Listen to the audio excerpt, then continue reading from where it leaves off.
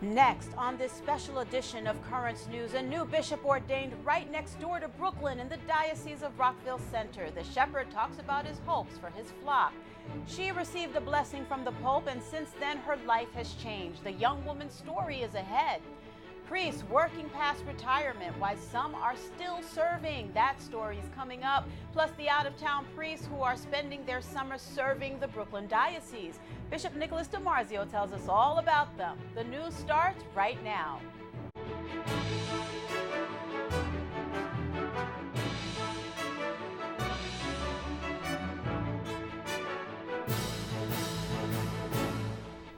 Good evening, everyone. I'm Liz Faublas, and welcome to this special edition of Currents News. Some good news right here in New York City. The Rockville Center Diocese welcomed a brand new auxiliary bishop ordained just last week.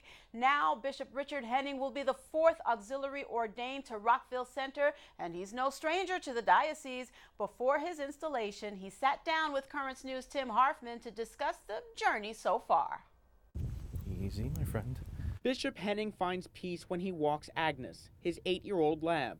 But ahead of today's ordination, he was in an emotional whirlwind. There's some fear in there, maybe a little panic, but also a deep sense of joy, and probably the strongest emotion is gratitude. The cleric is no stranger to the Long Island Diocese. He grew up in Valley Stream and attended the neighborhood's Catholic schools. He said he was 10 years old when, for the first time, he heard God calling him. After graduating from St. John's University, he went to the Immaculate Conception Seminary in Huntington. The vocation directors always say vocations don't come from the clouds, they come from families. So for me, the most powerful influence on me in my faith life itself and my vocation is my family. Bishop Henning was ordained to the priesthood in 1992. He is the oldest of 5 children. His father was a New York City firefighter and served in the Coast Guard Reserve. His mother started out as a nurse before devoting herself to the family at home. Bishop Henning says he's grateful for the values they instilled in him. You just absorb from your parents sometimes, in some sense, unspoken lessons. And one of those lessons was that life is meaningful when you act for others. Now Bishop Henning looks to serve all of the people of the Rockville Center Diocese. He also hopes to team up with the church in Brooklyn. This is one region. So it seems to me inescapable, and it would be foolish otherwise than for us to work together because we have the same goal, bringing people to a deeper relationship with Jesus Christ, but it's also just good strategy. That was Tim Harfman reporting from Huntington, Long Island. After ordination, the bishop picked a coat of arms and motto. He chose a shell, which reminds him of the Long Island shoreline, and the phrase "put out into the deep," which is from Luke's Gospel. Help is coming to older priests, nuns, and religious brothers. The U.S. Catholic Bishops' Conference is sending out $25 million to assist those in retirement. The money will pay for things such as nursing care and medications. The funds filling the gap between savings and expenses, and the bishops are also planning to help out with retirement planning and elder care with additional contributions later this year. Age is just a number, and over 250,000 Americans are proving that, as census data shows. More people than ever before, age 85 and older, are still working. Priests in the Brooklyn Diocese are also part of that trend, and Currents News' Katie Engesser reports on that. Monsignor John Bracken starts each day with a cup of coffee, the morning paper, and they got a great pitching staff, and reviewing his weekly schedule. Mass at St. John's on Tuesday, St. Edmund's on Wednesday, Thursday. A busy day ahead for a priest who is retired. My life is not boring. Not at all. At 77, Monsignor Bracken is still serving his parish of Blessed Trinity in Breezy Point, as well as working at the diocesan offices. On the job every day, even though he has passed the retirement age of 75. And that's a trend throughout the country.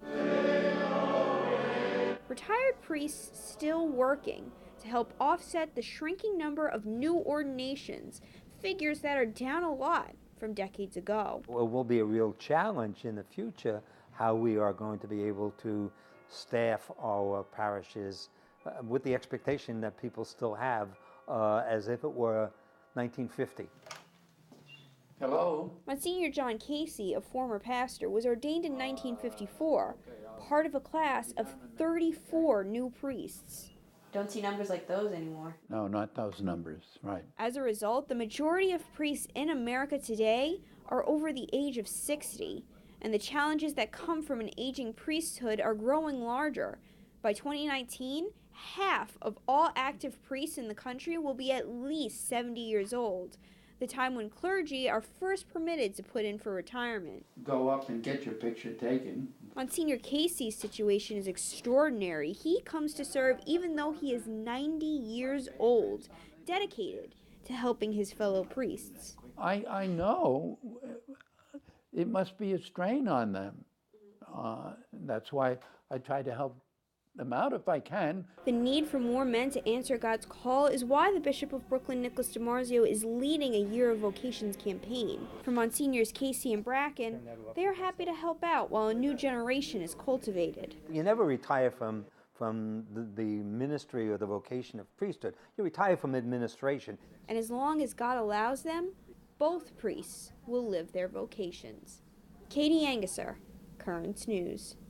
There is a Latino priest shortage that many say is related to culture. Soon, the 5th National Encuentro on Hispanic and Latino ministry will be held in Texas. The Encuentro is designed to energize Hispanic Catholics. Under the leadership of the U.S. bishops, the Encuentro process focuses on meetings, evangelization, and programs that help define how the community responds as a church. The national encounter comes at a crucial time. Recent data shows while U.S. Latinos are a growing population in the church, that fact is not reflected with additional vocations to the priesthood. So what's behind the Latino priest shortage?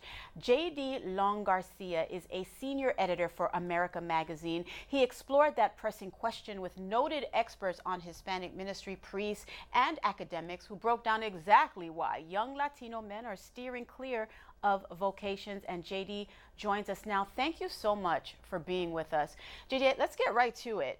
A key point raised in the article that bears mentioning: Latino men who consider the vocation, they acknowledge that discernment is not easy. However, for Latino men, it's even more difficult. What's the biggest reason why? It's a great question. I think that part of the reason is that just that immigrant culture that you have when you come to the United States, you want to make a living, you want to make a name for yourself, and that's not always in a way that goes against the culture of vocations. So we have in vocations people who are answering the call are very self-giving people. They're not self-centered, they're not materialistic, and a lot of times immigrants are coming into this country, and that's part of what the confrontation is. So we have this culture in the United States where we constantly want to make money, we want to go into jobs that make money, and it's not always that kind of self-giving culture. JD, in keeping with that line of reasoning, culture for the most part is always going to play a part in the lives of Latino men. I mean, you can't change where you're from, but how can these men avoid letting preconceived beliefs like you have to be married discourage them from vocations? Right. Again, I mean, this might be kind of a simple answer, but prayer is always one of the big things that comes up when I talk to vocations directors. Prayer is a huge part of it. Also, it's the family. I spoke with some people, Latinos, and that's a broad brush, of course. Latinos come from all sorts of different countries, and they have various different cultures that they're coming into play when they're discerning. But in general, we have this, Latinos are very self-giving, and they're very generous people. So I think that even being in touch with the family and staying close to the family and those values is something that would help in the discernment process. JD, how has the sex abuse crisis affected the discernment process among Latino men? Yeah, I think that's it. It's certainly affected it among Latino men and in vocations overall. So what we see in the Latino culture, again, according to the people that I've spoken with about it, is that it impacts it as well. It's not necessarily different in the Latino culture than it is in Anglo culture, but it is something that makes it difficult to make that discernment process. But the priest I spoke with, Father Gilbert Guzman, mentioned that it's just a very courageous thing for people to come forward and serve in this way. So they are discerning through it. JD, we have such a short time left. Education and location playing a major role. In what way? About 30 seconds.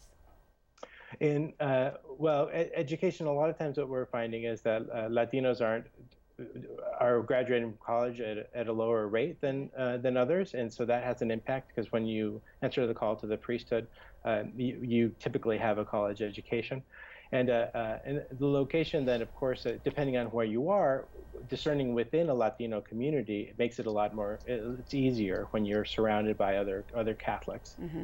JD, thank you so much. A very comprehensive article in America Magazine. I appreciate your taking the time to talk to us about it. Thank you. One girl right here in the Diocese of Brooklyn is saying that Pope Francis has blessed her life in multiple ways. Currents News' Tim Harfman has that story. For 15-year-old Julia BRUZZESE, the new elevator outside her Brooklyn home lifts her wheelchair and her spirit. I'm so grateful, and it's like amazing to have it.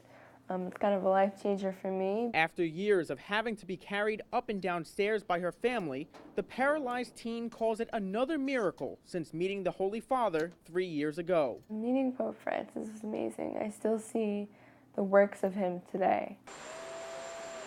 As Francis arrived at JFK Airport in 2015, hundreds of cheering Catholics greeted him on the tarmac. Julia waited anxiously in the front row. He got out of the plane and I immediately started crying. That's when the emotional teen had a moment with the smiling pontiff. He put his hand on my head and then on my face, and like at that moment that he touched me and blessed me, like I felt like it was going to be okay. It was a brief encounter Julia's father, Enrico, thought he would never see because his daughter was suffering from Lyme disease. I was fearful for Julia's life. She was dying on us, and nobody was able to give us any answers. Julia was bit by a tick and later paralyzed. Doctors couldn't figure out what was wrong. But soon after the Holy Father blessed his daughter, Enrico says he started seeing miracles. An outpouring of support from the public helped Julia receive treatment. On the first 3 days of treatment, Julia regained her upper body strength, her mental status. She started feeling her toes. I mean, we saw tremendous improvement on treatment. Today, pills and IVs keep Julia alive, but she says her main source of medicine is her faith. My faith has definitely kept me strong. I've kind of depended on it because I feel like if I have strong faith, I don't really need anything else. And although she isn't able to walk, Julia is up and running thanks to her new chairlift. One of the first things she did when she got it was she scouted out local art schools and applied for volunteer opportunities to teach kids how to paint.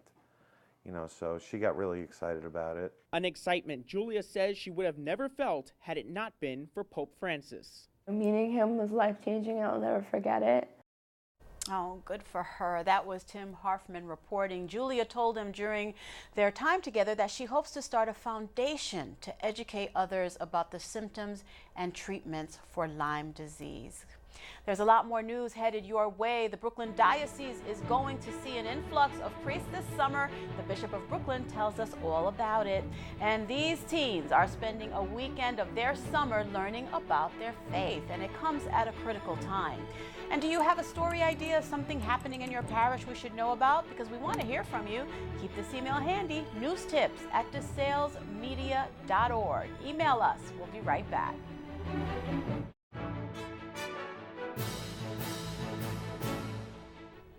Over 80 clergy are migrating from 11 different countries to work in the Brooklyn Diocese this summer. One of the first to welcome them here is the Bishop of Brooklyn, Nicholas DiMarzio, and he discusses this year's class with tablet editor Ed Wilkinson in this week's Into the Deep. Ed. Thanks, Liz. And every summer, a lot of priests from foreign lands come here to help us in the Diocese of Brooklyn and Queens. And to tell us a little bit about that experience, Bishop DiMarzio is here today. Bishop, certainly we get a lot of help from priests all around the world. Who are these priests and where are they coming from? Well, the priests come here usually during the summer because our priests like to go on vacation. Sure. And we need somebody in the parish. There was the day and age when there were 3 and 4 priests in a parish. Now maybe there's 1, 2. So in order to get vacations, we do need some summer help, and they come for summer help. And they come from a lot of different places. Some from India, some from Africa, Latin America. Very few from Latin America, but some.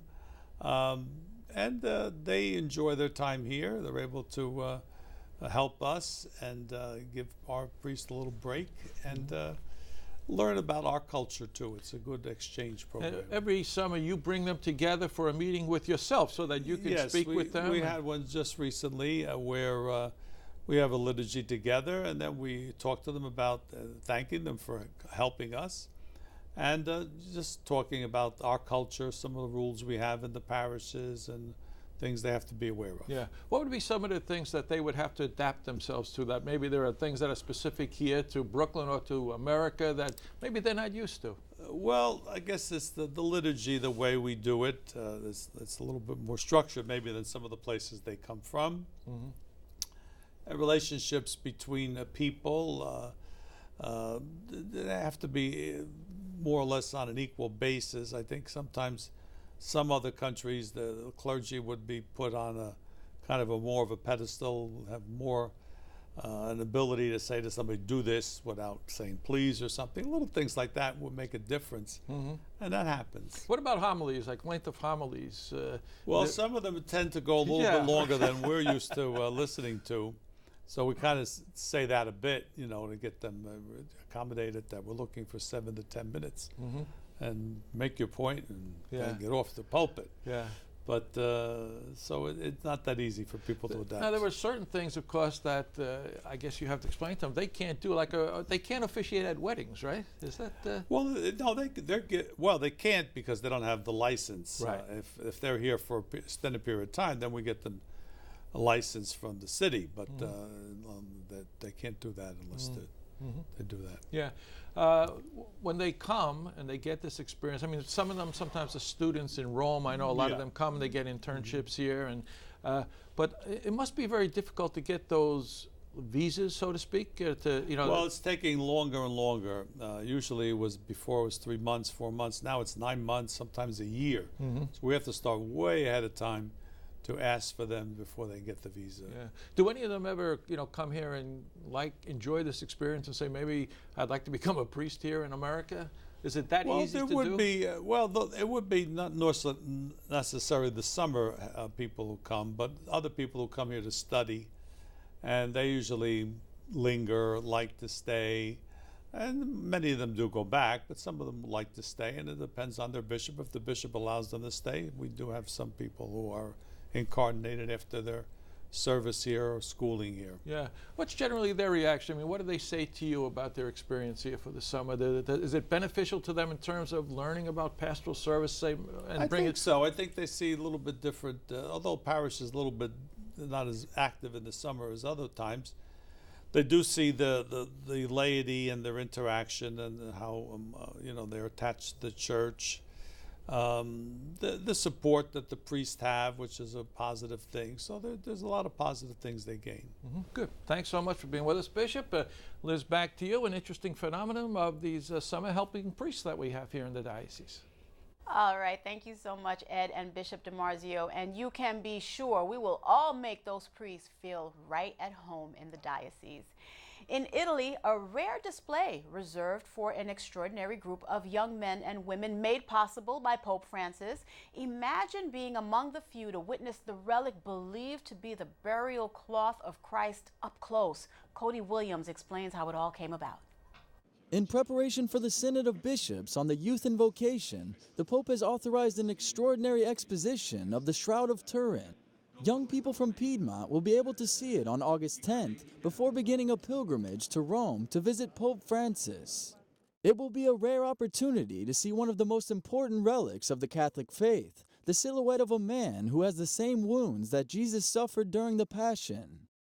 These clots, these blood scabs the poor body had on its skin, are diluted, and the estimated time to create this phenomenon agrees with what we see on the shroud. Between 36 and 40 hours, the exact amount of time the body of Christ spent in the sepulchre. The Holy Shroud is kept in a chapel at the Cathedral of Turin and only shown under extraordinary circumstances. It will be years before it can be viewed again. In Rome, Cody Williams, Currents News. And still to come on Currents News, thousands of youngsters were in St. John's University. The reason? They wanted to learn more about their faith. The experience is bringing them closer to God, and we'll tell you all about it. We'll be right back.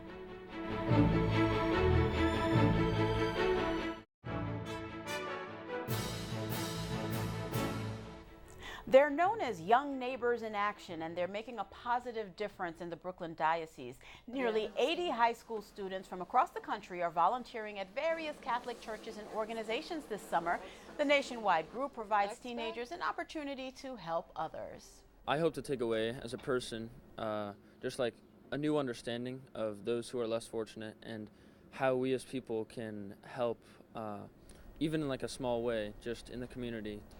Sean McCauley and his group from Connecticut are sorting clothes at Bridge to Life in Flushing, Queens. That's a pro-life organization that provides donated items to unexpected mothers and their children. The future of the Catholic Church is in the hands of the next generation, and thousands of young men and women assembled in Queens for a major event to build up their faith. Currents News' Katie Engesser reports on the wrap-up to Steubenville, NYC. An energetic crowd of young people demonstrating that God lives in them. Whether it's cheering each other up or just offering their sense of prayer that they want to do for you. I really felt that that was the most incredible thing I felt in this retreat. 2,000 young people have spent 3 days together at St. John's University in Queens. For Steubenville, NYC. The whole theme of this conference has been the idea that God reveals himself to us, that he wants us to know him. Too often, that important message is overwhelmed by a culture of social media and pop stars. Most friends don't go to church. They just want to hang out in the streets, do all bad stuff. Stimulating the faith of young people is essential for the future of the church. The research center that studies the Catholic Church, CARA, asked millions to peg the age when they drifted away from religion. Almost 3/4 said it was between 10 and 20. I never was open to God and stuff. I was always closed-minded, and I always used to think one way, and my family would always have a problem with that. Other youngsters started to doubt during troubled times at home. When I was little, I was 3 years old. My mom came here to this country, and we were apart for like 10 years. Steubenville helps young people fire up their faith, and they are welcoming the chance. I was having some concerns back home about would a Catholic do this or would a Catholic do that? The faith is growing, and sometimes they can have a weakened faith if they can nourish it or don't understand it. Bishop Nicholas DiMarzio celebrates the closing Mass of Steubenville after 3 days filled with talks, good fellowship, and God. It's good to be away sometimes from your own circumstances. You reflect better. An emotional moment near the end of the event, the audience is asked who might dedicate themselves entirely to God through a religious vocation. Dozens head up to the stage. A special bonus from Steubenville, NYC. At St. John's University in Jamaica, Katie Engesser, Currents News. And that is Currents News. Thank you so much for joining us. I'm Liz Faublas. Set your DVR to record this program so that you never miss it, because we are putting your faith in the news. Hope to see you again next time.